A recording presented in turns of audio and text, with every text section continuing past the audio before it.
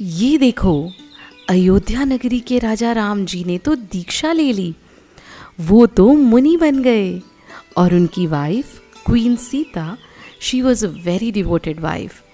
सीता जी ने पृथ्वीमती माता जी से दीक्षा ली थी और बहुत तपस्या की।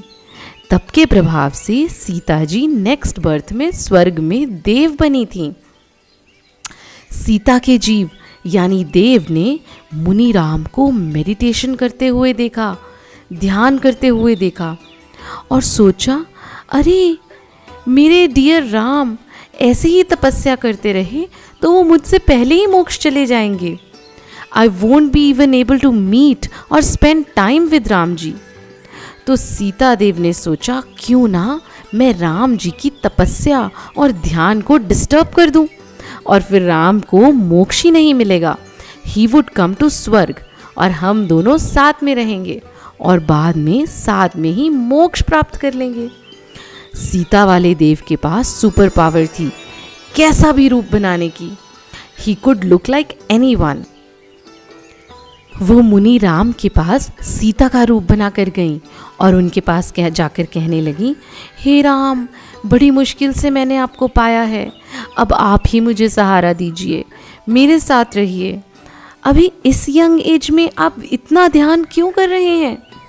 मगर रामचंद्र जी तो अपनी आत्मा में लीन थे। वो सीता को पास आया देखकर या उसकी किसी भी बात से डिस्टर्ब ही नहीं हुए। He was like an immovable mountain. जैसे जोर जोर से चलने वाली हवा किसी माउंटेन को हिला ही नहीं सकती, ऐसे ही सीता की किसी भी ट्रिक ने मुनि राम के ध्यान को भंग नहीं किया, डिस्टर्ब नहीं किया। राम तो अपनी आत्मा में कंप्लीटली सेटिस्फाइड थे और एकदम ब्लिसफुल थे। उन्हें ना किसी के लिए लव था और ना किसी के लिए हेट्रेड थी। जब सीता को लगा कि इनका ध्यान तो ब्रेक ही नहीं हो रहा, तो सीता ने अपनी स्पेशल पावर से क्या किया? उन्होंने 1000 से भी ज़्यादा गर्ल्स को बुला लिया। वो सारी गर्ल्स राम के आसपास मेलोडियस म्यूज़िक बजाने लगीं, बहुत अट्रैक्टिवली हंसने लगीं। मेडिटेशन करते हुए राम को डिस्ट्रैक्ट करने के लिए वहाँ का पूरा एम्बियंस उन्होंने बहुत ही अट्रैक्टिव और इंटरेस्टिंग बना दिया था। मगर मुनि राम जी को उत्तम आकिंचन्य धर्म का ज्ञान था।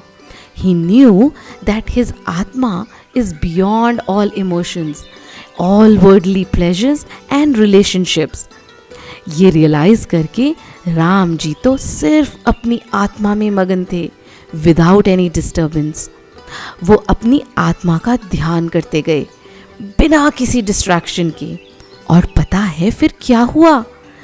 मुनि राम की आत्मा प्योर होने लगी और वो अरिहंत बन गए, भगवान बन गए, इस दुनिया में सबसे उत्तम, सबसे बेस्ट बन गए, हम सबके रोल मॉडल बन गए। इसीलिए राम जी को इंडिया में सब लोग वर्शिप करते हैं।